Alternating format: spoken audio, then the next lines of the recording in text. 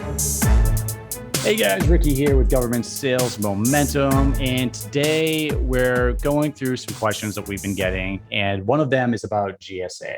So the GSA contract. And we've talked a little bit about when it's appropriate to use GSA, when you need it. And I'll touch on that for a second. But I wanted to get into how you're going to use GSA, because I think there's some confusion about that with businesses that are either looking at it for the first time or being sold that they need a GSA contract, or if you have a GSA contract and you're just not winning any business. What is the purpose for GSA? How do you utilize it to your best value? So first, do you need GSA?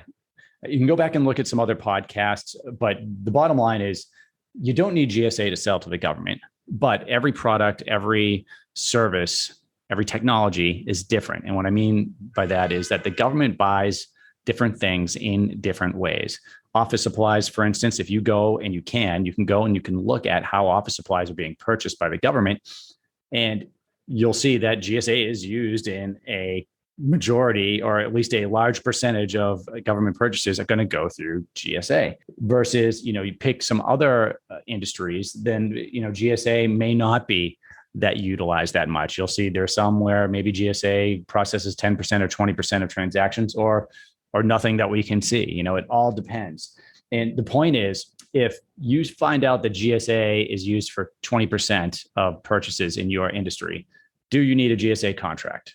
Well, the answer is no, you don't. You might want to get it at some point, but that is not going to be necessary for you to start selling to the government. That means that there are some other ways, and you can go online and you can look. You can use free tools like USA Spend or some others that we've gone over that are paid for, to find out exactly how the government's making purchases. Some of them are going to be openly competed. Some things are bought with a GPC card. Some things are going to be simplified acquisitions or sole source contracts. Just depends. And the great thing about the public sector is all the information is public. You can go out there and find out about that. So don't spend your time and money going out and getting a GSA contract if you don't need it. But what if you do need it? What if the majority is going through GSA, or maybe it's 20, 30%, and you would like to go get that vehicle? Should you get it? How do you get it? How are you going to use it? Well, first of all, GSA is a great tool for your business, right? Although it may not be necessary to sell to the government, it's going to be a confidence builder. And what I mean by that is that when a company comes into a government office and they have a great solution, whatever it is, product, service, even body armor, whatever you're selling, if the government needs a way to put you on contract. So if you don't have any contract vehicles, and you can see past podcasts to learn about contract vehicles, and if you're not on GSA, then it could be difficult for them to put you on contract. There are ways, simplified acquisitions, depending on the sale. There could be a sole source, but that's really hard. A lot of things have to be competed because the FAR, remember the Federal Acquisition Regulation, is overhanging all of the federal purchases and kind of dictating how we're going to make purchases. So what you want to do with a GSA vehicle or a GSA contract, if you have that and you come into an office and you have GSA logo on your capability statement, and when they ask, how do I get to you, you could say GSA. What does that mean? It means you've been vetted. So it's about a 6-month process to get a GSA contract. You can do it yourself, or you can hire somebody else to help you get it. There's a lot of paperwork involved. They're going to go over things like pricing, right? And those prices are going to be published, and you need to know that. But once you have the GSA schedule, now that's a way the government can immediately go to you and make a purchase. They can see what your prices are. They know you've been vetted. So it's a confidence builder. It also helps the government get to you. So there are some great reasons to have a GSA contract. So I don't want to talk you out of it, especially if you need it, or it may help you with sales. A lot of companies, as they start getting some past performance and making sales, a lot of them eventually get the GSA contract and add that to their quiver, just to make it easier for the government to purchase from them. So let's say you have the GSA contract and you're trying to figure out how to use it. What are some best practices? Well, one thing that you should know about GSA is a lot of the opportunities that go to GSA contract holders are not going to go to sam.gov.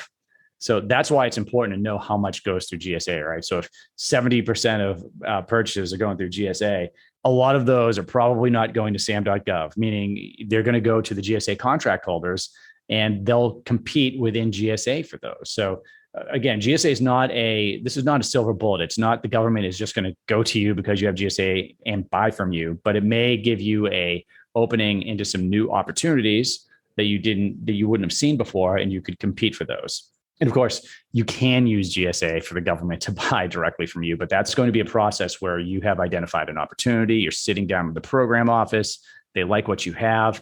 Then they ask, how do we get to you? And it's GSA. And if they can buy directly from you, then maybe they will, right? But for the most part, do not expect the government to start coming to you because you have a GSA contract and saying, hey, we want to put you on contract. What I would expect is you start being informed on opportunities that are related to your NAICS codes, like cybersecurity or lawn care, whatever it is. I would expect to start seeing some of those populate your inbox, and then you make the call of, hey, is this something I can compete for? And then you'd put a proposal in and try to win, depending. I mean, there's a lot that's oversimplifying GSA. There's a lot going on in GSA, but that's one of the things you should be aware of is you're going to see some opportunities that you might not have before that are specific to you and other GSA contract holders. And I think that's a very important part of the GSA process. But it does not mean that, contracts are going to magically come to your business. So, and I've had many clients and other just small businesses give me a call for consultations and wondering what they were doing wrong. They're probably not doing anything wrong, but they were maybe sold that, hey, I get a GSA contract, I am going to start, bringing in the federal contracts and the purchases. And that's not necessarily the case.